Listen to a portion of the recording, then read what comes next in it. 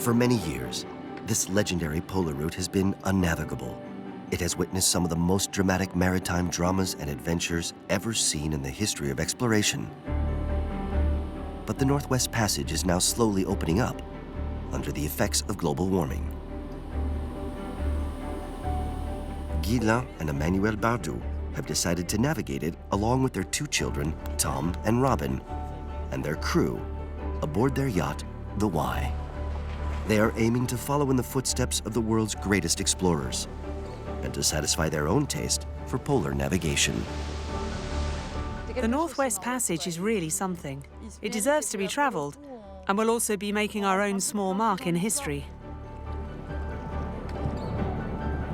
For the past 10 years, Emmanuelle and Ghislain Bardout have been exploring Arctic waters.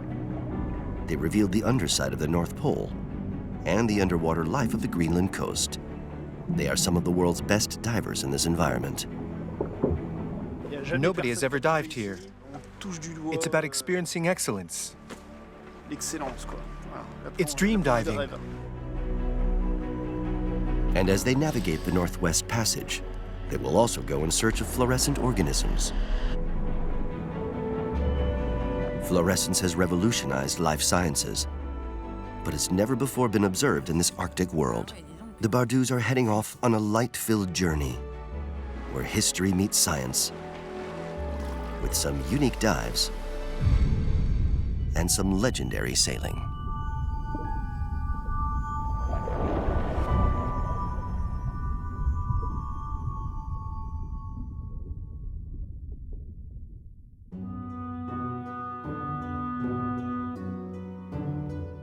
Ikerasak is a village of 240 inhabitants located in a fjord in the western part of Greenland. Emmanuelle and Ghislain's adventures start here.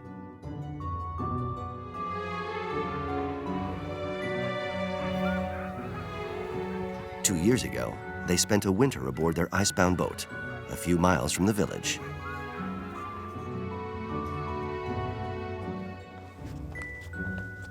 Now, they are going to visit some friends they have not seen since.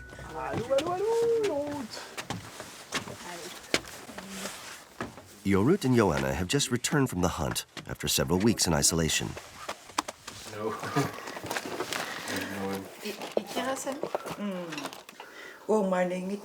That's the whale we hunted. We don't sell whales. They're for the whole village. Everybody takes a piece. You come and take a piece? Yes, it's for the village. We are on the way to a long travel. We can show you. Emmanuelle and I have always been fascinated by this route. Much like we dreamed of wintering in the ice, we've also dreamed a lot about sailing the Northwest Passage. I think it's one of the most beautiful sea lanes in the world. We will really be immersing ourselves in history. A few decades ago, some explorers went there, but not many people have been there since. The 8,000-kilometer journey will take them from Ikerasak to Greenland to Kodiak in Alaska via the Northwest Passage, a legendary route that people searched for more than 400 years. The route is not a direct one. One has to keep heading south where the pack ice is less dense and find one's way through the hundreds of islands in the very northernmost part of the Canadian territory. This route is littered with tragedies, such as Franklin's Lost Expedition, one of the most famous British expeditions of the 19th century. In 1906, Roald Amundsen was the first to cross this passage. It took him 3 years. Since then, only 257 boats have traveled from one ocean to the other via this route. The passage is navigable for only 1 month. Before, the boat stopped for the winter in the passage and sailed again after, because they could not make the transition in one summer. Now I think it's possible since a few years, because of climate change. Before, when I made a hole in the ice, after 48 hours, I had to dig it again because it was frozen back over. Now, when I make a hole in the ice, it grows by itself.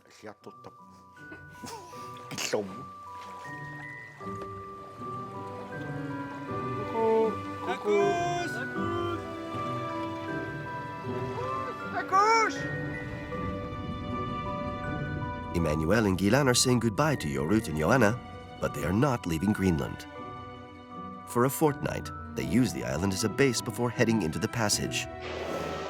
They must wait for the right weather window while preparing for their dives.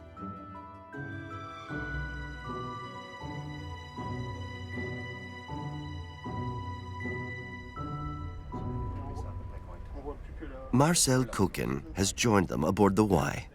He is a biologist and a specialist in natural fluorescence. This phenomenon is hard to see. It requires special lamps and some juggling with light wavelengths and filters to reveal it, if it does actually appear. It has never been observed at either pole. What is interesting is that in the polar regions, which are gigantic regions on a global scale, everything is yet to be discovered. And today, while we spend lots of time exploring other oceans around the world, the polar regions, the Arctic and the Antarctic, are only just starting to be explored. But can fluorescence, which is found in all the other seas around the world, be found here? What's it like here? Will it be different? Is there much of it? These are some of the questions we have.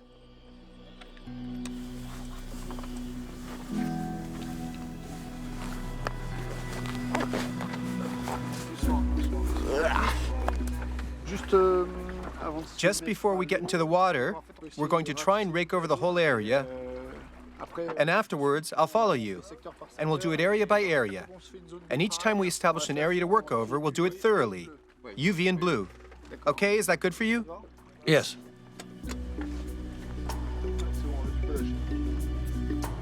Getting ready to dive in the Arctic takes a lot of preparation. Between 2 and 4 hours to put on at least 80 kilos of equipment to survive in water at 0 degrees Celsius.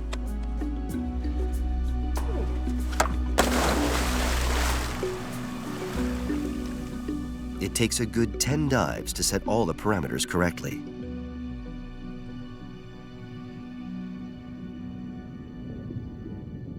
Ghislain and Marcel dive together.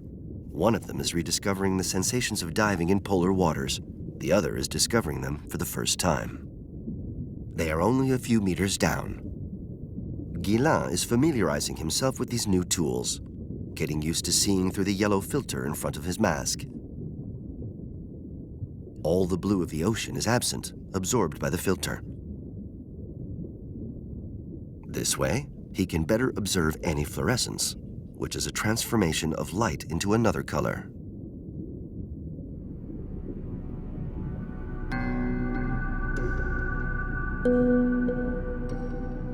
Only the algae react to the beam from his lamp. In the blue beam, they display red fluorescence.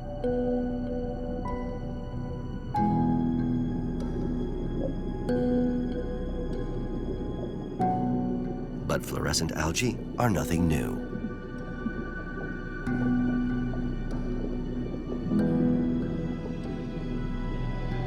Ghislain and Marcel Koken are looking for fluorescent creatures.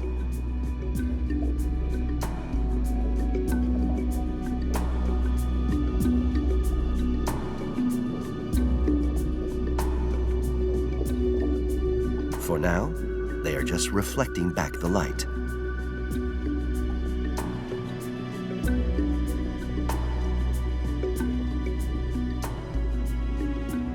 But on a vertical area, where life has developed more densely than elsewhere, something seems to be reacting.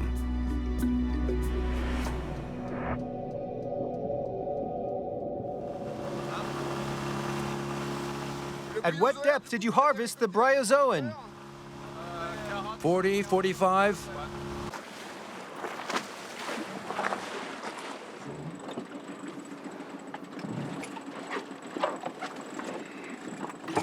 Okay, that's good. Have you found anything emitting fluorescence? Yeah, we got several things. And there's one that looks really good. There were lots of them. Yeah, but they weren't all fluorescent. That's the same as the one you brought up, isn't it? That's the one we brought up. It's the same. When I do dives like this, I realize that this is where everything we do makes sense.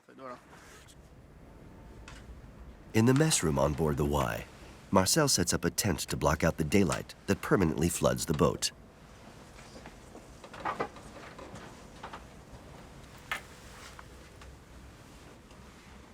This one was emitting fluorescence quite well underwater. We've seen them several times.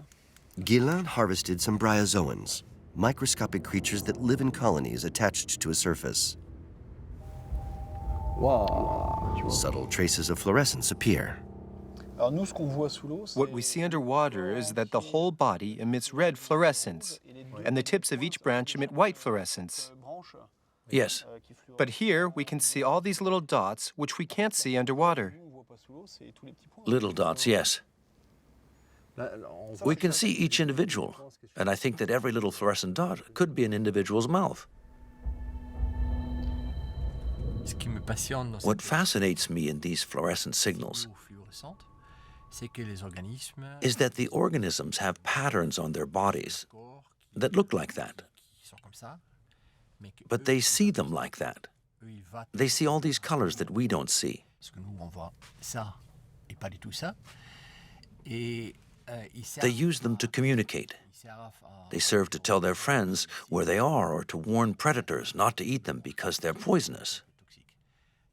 And for now, there are 4 or 5 instances where we understand these signals, and there are thousands and thousands of organisms that are fluorescent. So the goal is to understand the behavior of these organisms and to understand why they have these signals.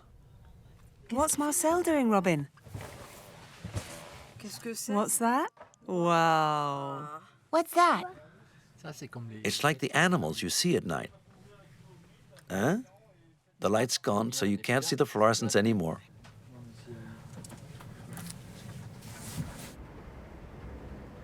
For 2 weeks, ship's captain Emmanuelle analyzes weather files and ice charts to decide when they should leave for the Northwest Passage.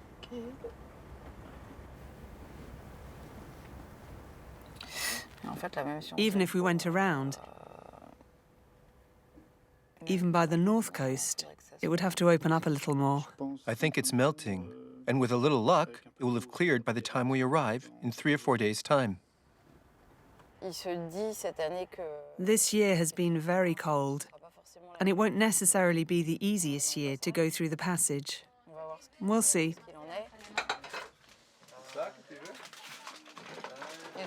Is everyone here? Yes, so we've checked the weather and the latest ice maps. The conditions are excellent, so we're going to set off.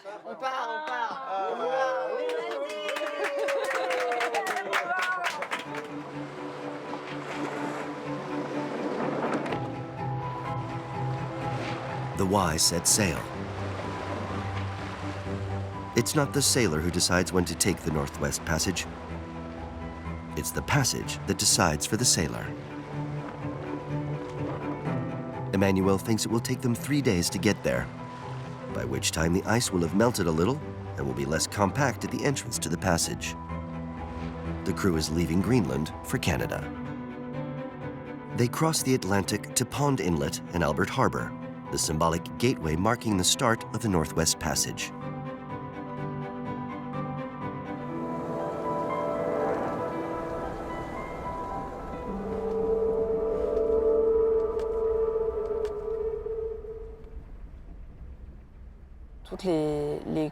All the colors here indicate a concentration of ice.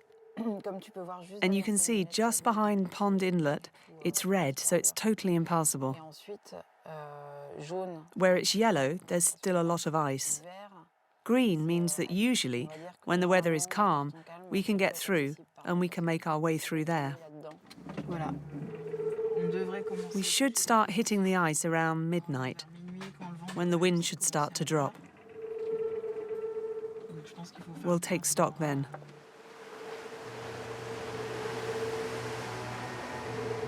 For the Y to sail into the ice, clement conditions are required.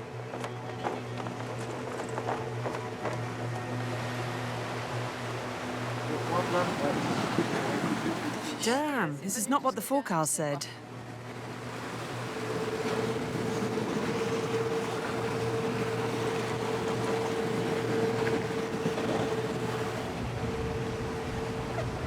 In these remote areas, well north of the Arctic Circle, the weather forecasts are not always reliable and often underestimate the reality of the situation. For everyone, their arrival in Canada is underscored with tension. They keep watch around the clock. Ice floes are starting to appear around them.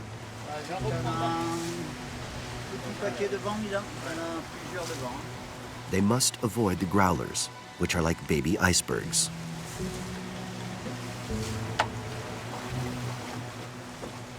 They are hard to spot. There, port. Hard to port. There's one straight ahead, right in front. Hard port. The growlers can damage the hull. Their ice is very often hard and sharp.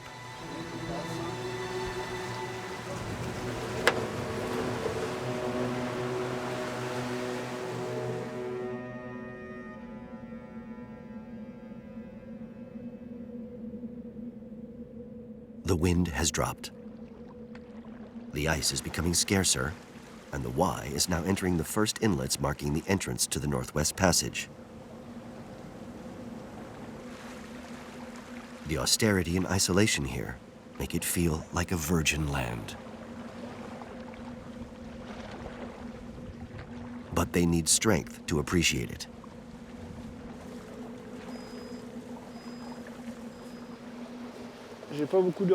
I didn't sleep much last night. I'm tired. Tomorrow we have to dive. It's midnight. The weather's crappy. We don't know the area. And our anchorage is terrible.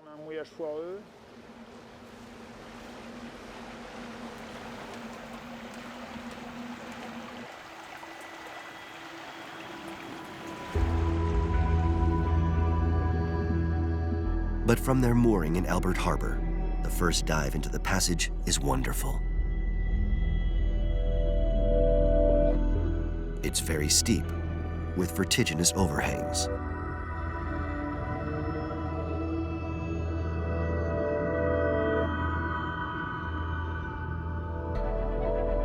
Moreover, there is an explosion of life here unlike anything Ghislain has ever seen in the Arctic seas. Rich, abundant life.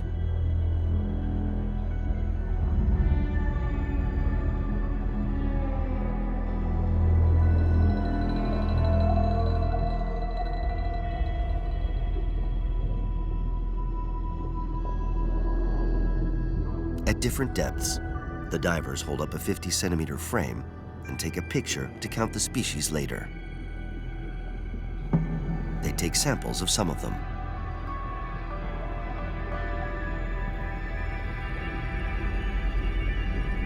It is only by diving like this that they can explore these otherwise inaccessible areas.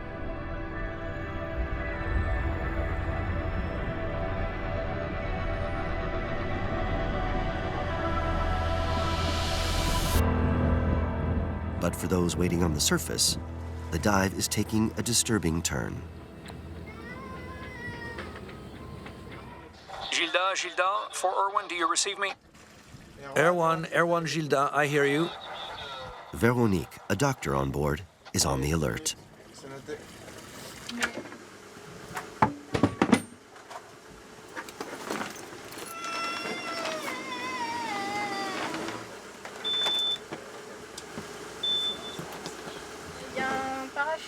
A parachute came up with the alarm signal, like the flag of a tag that was still attached, which is a signal that there is a problem underwater. Maybe it's just an oversight, but when in doubt, we have to do whatever it takes.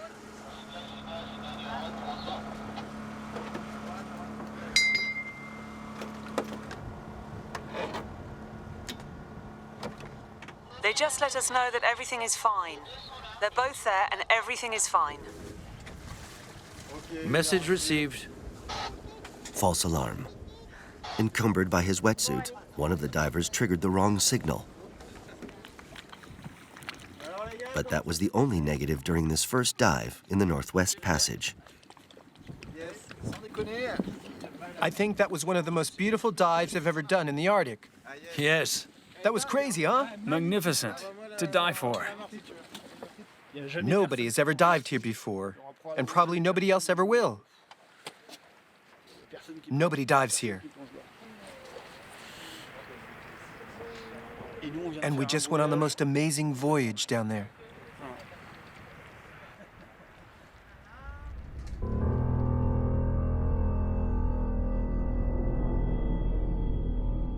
The site is exceptional, and they need to explore it for traces of fluorescence.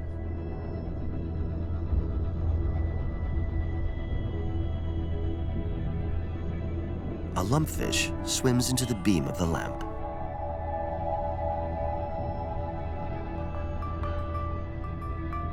Any traces of fluorescence are very slight. The red fluorescence of algae lights up the rock. There is something magical about this vision.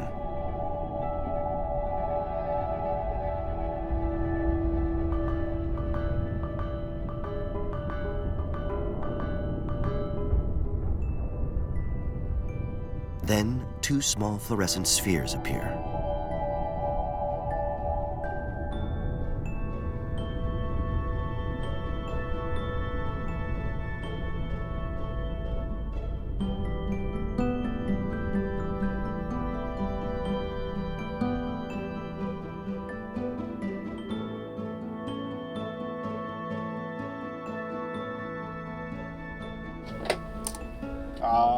That's beautiful. A fluorescent shrimp. Its eyes glow under the microscope. C'est vraiment la crevette la plus, je dirais même l'espèce. It's really the most captivating species. It's particularly remarkable, the way its eyes are staring at us. And here, what are you interested in? In this instance, the type of fluorescence. The type of fluorescence. Yes. The goal is always to find new types of fluorescence that can be used in medicine, or in biology, or in industry, or by the police. There are plenty of applications. One of the aims of their research in the Arctic is to identify new fluorescent molecules. The first one was observed in jellyfish, and for the past 20 years, we have been searching for them in all organisms. These molecules have revolutionized the biomedical field. For example, they make it possible to color a cell and monitor how it changes. The potential is immense for these molecules that render the invisible visible.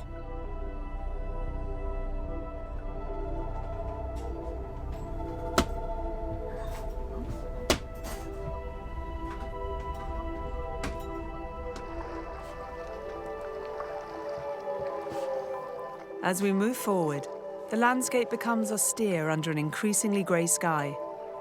We are in Lancaster Sound, and now I have a better understanding of what Amundsen said when he first arrived here. He said, "The north of Devon Island we are passing has none of the beautiful lines of Greenland. Huge, bare and desolate plateaus with large humps and gibbosities here and there. This country is not an engaging one." This country is not an engaging one. These few words, uttered by the Norwegian explorer Roald Amundsen, the first man to cross the Northwest Passage and the first to reach the South Pole, quite accurately reflect the harshness of this place. Lancaster Sound is home to Beechy Island, a symbol of loss, suffering, and tragedy that contributed to the legend of the Northwest Passage. Finalement, This quest for the Northwest Passage starts here. It starts at Beechy Island, which is the start of the Northwest Passage and was at the start of a tragedy, that of Franklin's lost expedition. Franklin's lost expedition was crazy. It symbolizes those great patriotic expeditions. But it resulted in a huge death toll.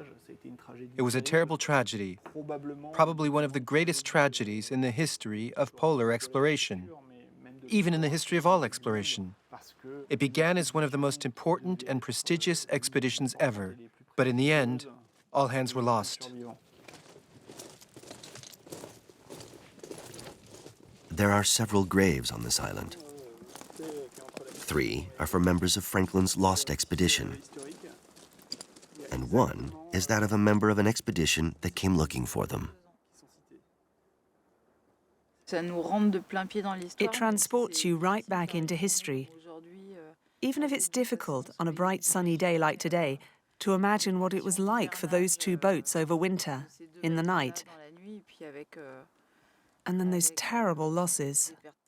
All those young people who perished like that. This was right at the start of the expedition. It wasn't until later on that it became about survival.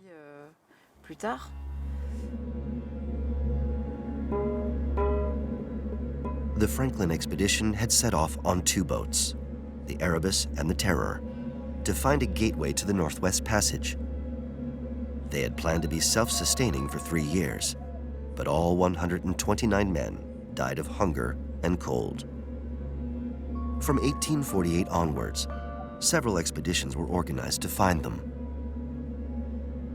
On Beechey Island, the discovery of the graves was key. But nobody ever fully established what happened to the Erebus, the Terror, and their crews. These expeditions led to a more extensive mapping of the region, demonstrating that a passage was possible, and many stories were told about what happened. The difference in the ice that they talked about and what we see is amazing. Really. Absolutely. In the stories, they talk about an ice shelf 3 or 4 meters thick. 3-4 meters is really big. That's what we have today in the south, on the Canadian coast of the Arctic Ocean. But there's not much sea left that's 3 or 4 meters thick anymore. The ice shelf is not like it was during that heroic time. The Northwest Passage has opened out over the years, encouraging ship owners to dream about this route that slashes by 1/3 the distance between Europe and Asia. But navigating it is still unpredictable. Conditions vary from year to year, sometimes almost blocking it completely. Historically, the trickiest parts of the passage are on the way to Gjoa Haven, in a corridor of water called Peel Sound. This has always been the case. We know that now our problems will begin. The ice is there. We decided to leave while it was still there. But you can't just keep waiting until it's completely clear. So we decided to leave for Gjoa, while Peel Sound was still very icy. But we're hoping the wind will push the ice somewhat to let us through. We'll see. You can go 10 degrees to port. Well, that's the best I can do. There's a big sheet on the port side. Okay, understood.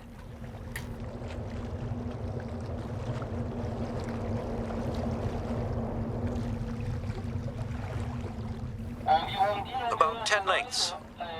Then it's very dense until we reach the point.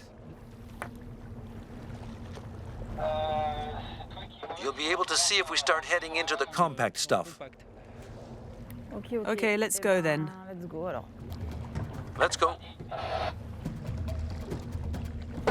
Okay, we're going to start pushing ice cubes now.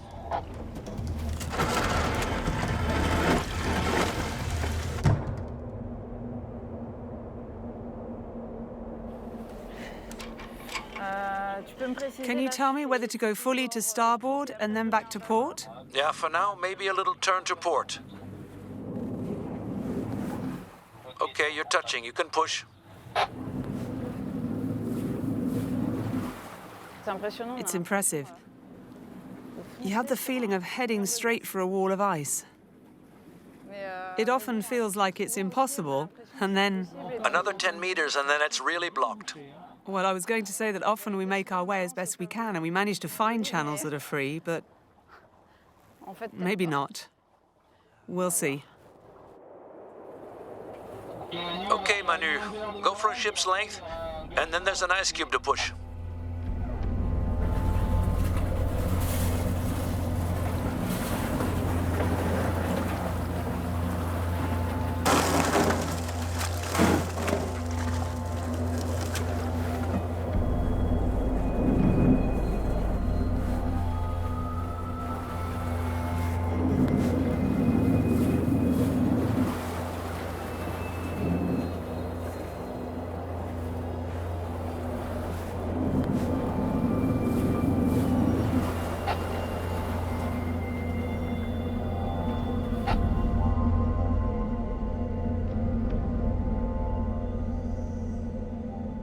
The Y stops, stuck in the ice of Peel Sound. Now they have to wait for the shifting ice to clear a lane. It could take days, or it might not happen, and they will have to overwinter, stuck for the whole season in the ice.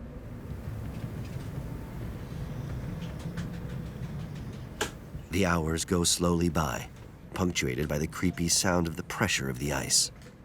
Diving is suspended, and the crew suffers along with the boat.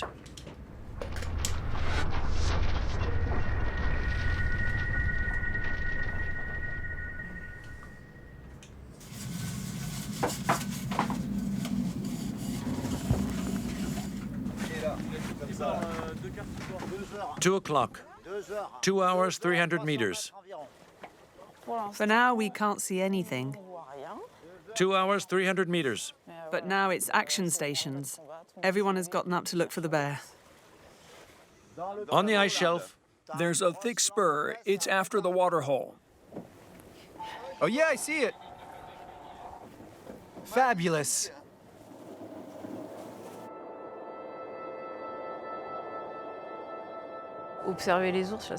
Watching the bears makes us forget for a while how we're stuck in the ice and we don't know when we'll get out. And it's a worrying time.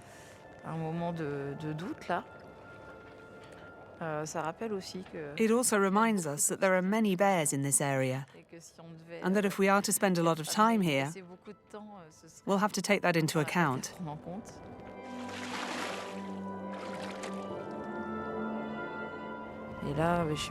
I don't know if it's because the ice is relatively thick, but they're really lovely, big and healthy. I think it must be the cubs' second year, because they're already very big and fat. I think they'll soon be leaving their mother to live their lives on their own.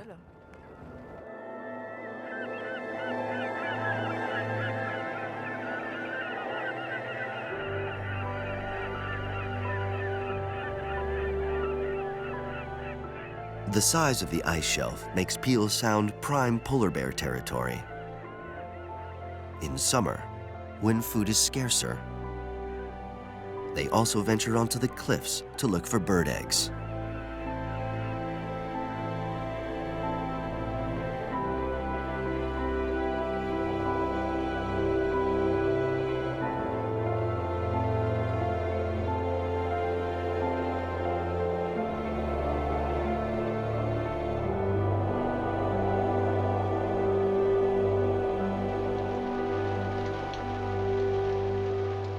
After 72 hours of waiting and monitoring, it looks like a passage will soon open up.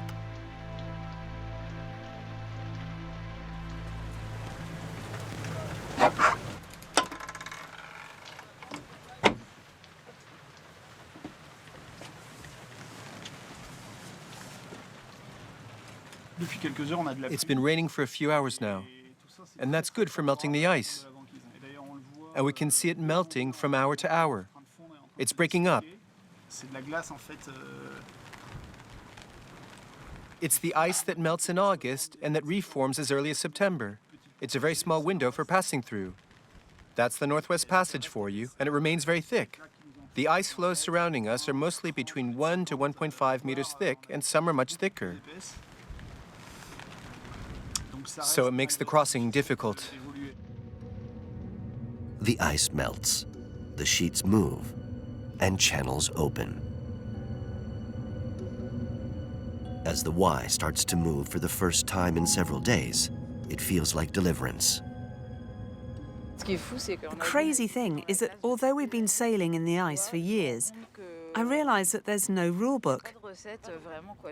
Each different kind of ice and each geographical location has its own particularities. And it's really different from one year to the next, and from one place to another, from one type of ice to another. This is no doubt why the Greenlanders have 100 words for ice. It's right there in front of that slab of ice, look. You see?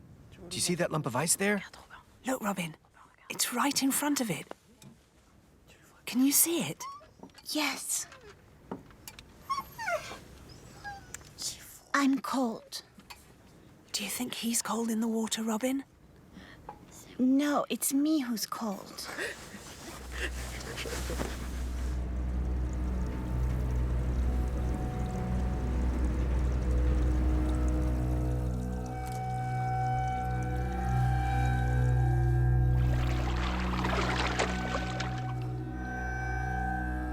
A last bear accompanies the Y as it finally leaves Peel Sound.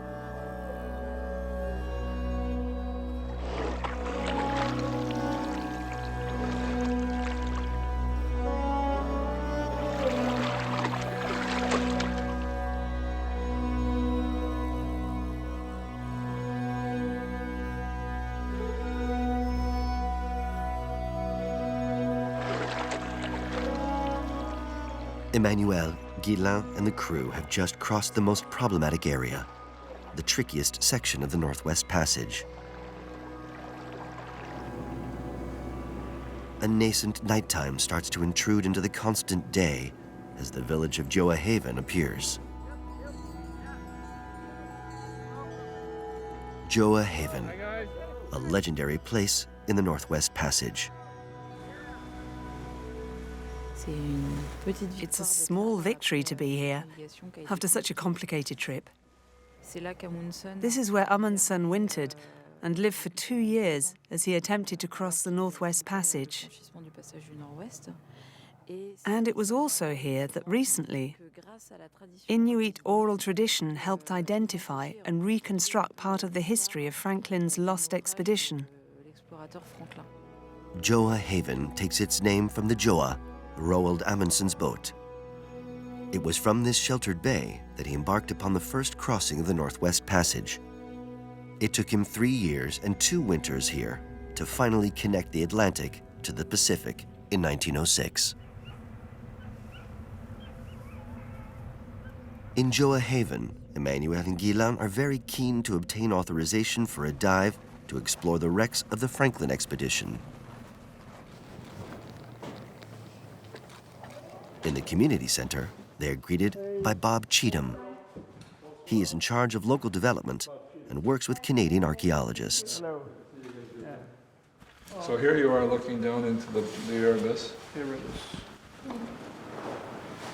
So you can see it's been pretty torn apart. Still pretty much together there, but I mean it's worn out through the wood. 10 meters deep. And what's the ground? It's just a small piece of rocks? Just looks like sand to me. Yeah. The 10 kilometer by 10 kilometer by 10 kilometer area Prohibited where the area. Erebus is in, and you're not allowed anywhere in there with any craft or swimming or diving. Emmanuelle and Ghislain's dreams have been dashed. The discovery of the Erebus in 2014 and the Terror in 2016 have had a considerable impact on the English-speaking world. For underwater archaeologists, this discovery is one of the most important of the last 50 years. Searching of the wrecks has only just begun. Between Franklin and Amundsen, Gjoa Haven is now home to the 2 most symbolic stories of the Northwest Passage exploration. There's a historical basement that is such an opportunity for Gjoa Haven. There's a foundation of history, and with having both of them, as you mentioned, and such a change from one to the other, one where people didn't survive, and that's very tragic. Another where Amundsen was here in Gjoa and called the community after him, and he learned from the people by living with the Inuit how to survive. These people have been living in this Arctic area for over 4,000 years, and they've survived all those years, so there was a lot to learn.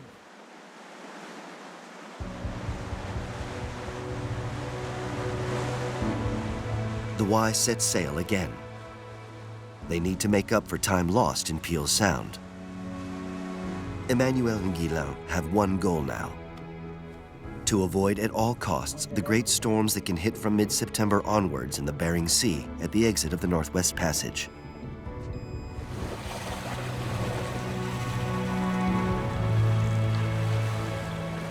The Y leaves the protection offered by the Canadian islands and starts a long voyage open to the winds and where finding shelter is problematic.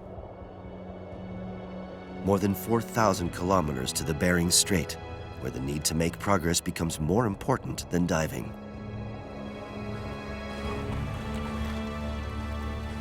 They see fewer animals now.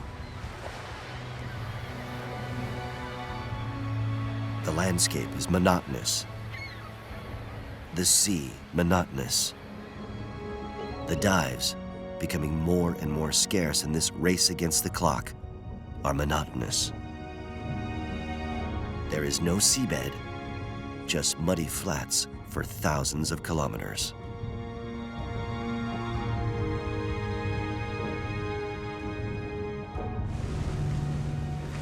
During these trying weeks, the permanent day is no more.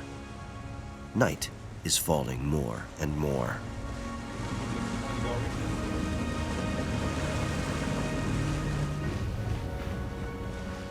And with the night, come moments of grace along the way. Oh my! Manu, look!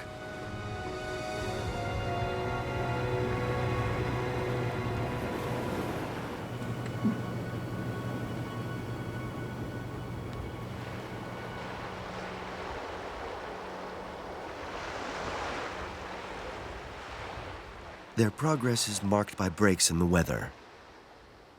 Strong winds are expected. So, the Y seek shelter in a flat archipelago of sand. This feels like the middle of nowhere.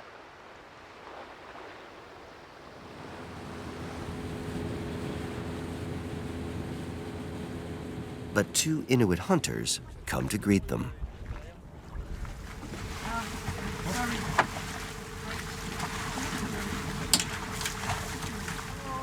Oh, hi. Nice boat. There is an old boat somewhere over here. You can see it right there. It is just part of the boat. Do you know what this is?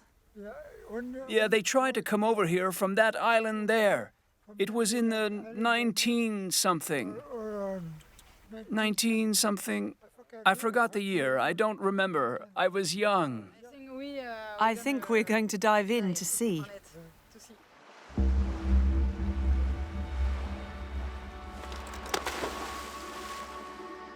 By chance, the Y has dropped anchor beside a wreck.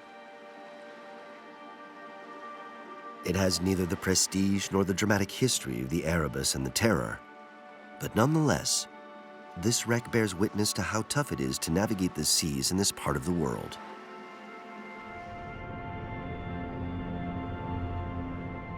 It is about 50 meters long and beautifully preserved.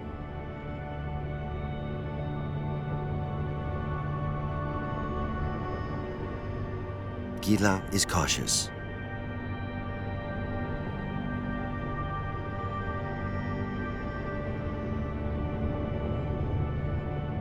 A wooden ship trapped in the ice in the 1950s.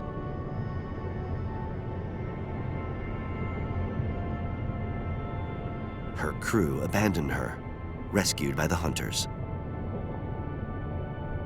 The ship eventually gave way to the pressure of the ice. Then she sank.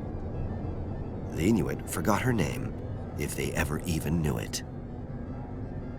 Nature always flourishes where there are wrecks. They act as an artificial reef, and life seeks refuge there, developing and thriving. This is all the more the case here in the great north of the Americas, where the seabed has so little to offer.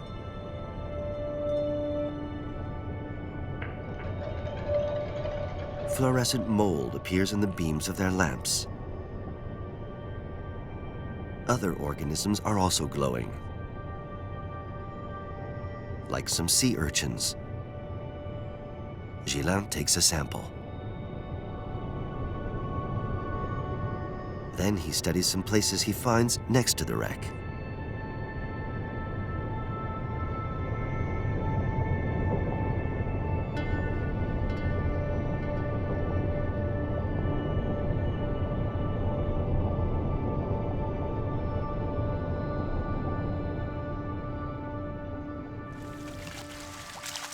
I was waiting for you to come up. I was a little worried when you were down there because it was really stirred up. How long have you been out? Me, it's been half an hour, I think. So this will be our wreck. Given that we couldn't have the Terror or the Erebus. But I'd like to know its history. It's a bit mysterious. I tried to look at the bow on both port and starboard to see if there was a name. I looked at the plates, I looked everywhere, but there were some clues. The plates came from England, and there were a lot of pumps that came from New York.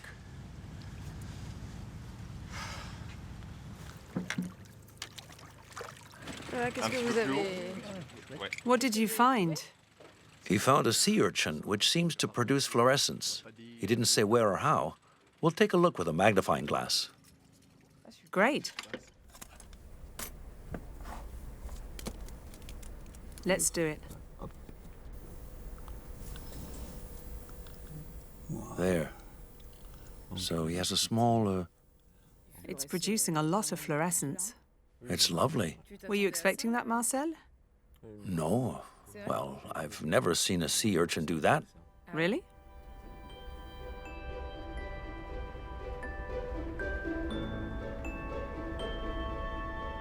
Why would a sea urchin transform light? Of all the species collected in the Northwest Passage, Marcel Koken identified this property in about 20 of them. In the Arctic, fluorescence would seem to be a rare phenomenon. Among these 20 species, this sea urchin is the only creature in which fluorescence has been observed for the first time. This leads them to hope that it is being produced by an as yet unknown protein.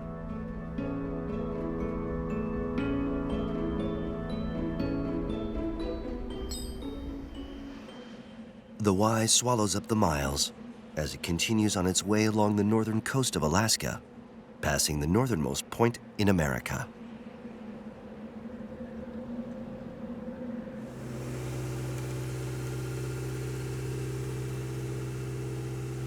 Do we continue following the coast? This is the last stage. The conditions are sometimes difficult and uncomfortable.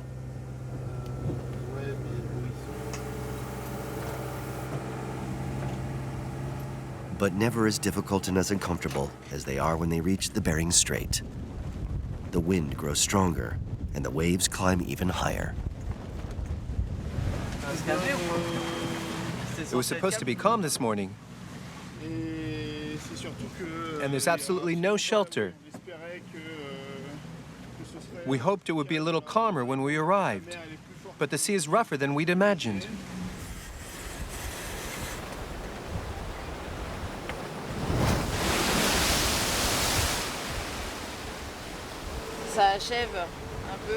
We're reaching the end of this great navigation through the Northwest Passage, which has been very varied. There was a lot of ice at the beginning, and now we're ending with weather that's truly worthy of the Bering Strait.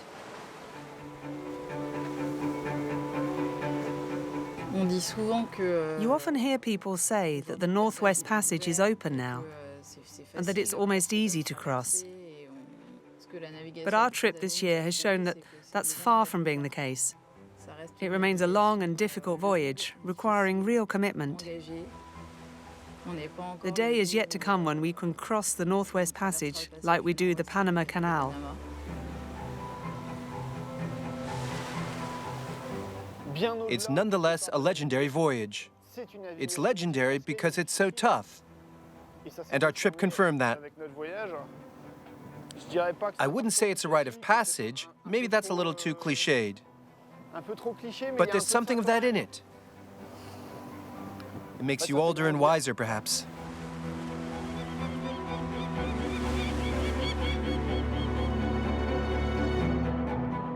The Bering Strait is the symbolic exit out of the Northwest Passage. But their story continues onto the Aleutian Islands, which they reach after 3 months of sailing from Greenland, when suddenly, austerity gives way to abundance.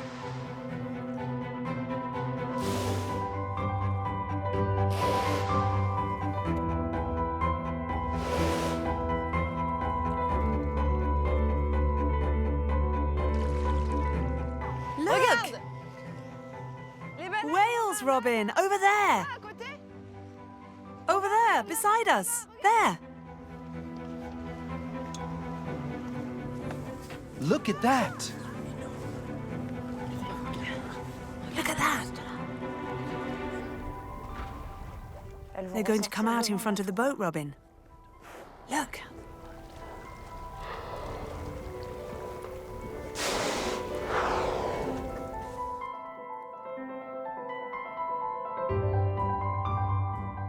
And Emmanuelle and Ghislain, their children and the crew, finished their journey to Kodiak among the whales. They have traveled 8,000 kilometers in a polar landscape that is constantly changing, and carried out dozens of dives that nobody has ever done before. They discovered some evidence of polar fluorescence, which may offer a source of hope for the scientific community. But above all, each of them emerged from this exceptional adventure as a slightly different person.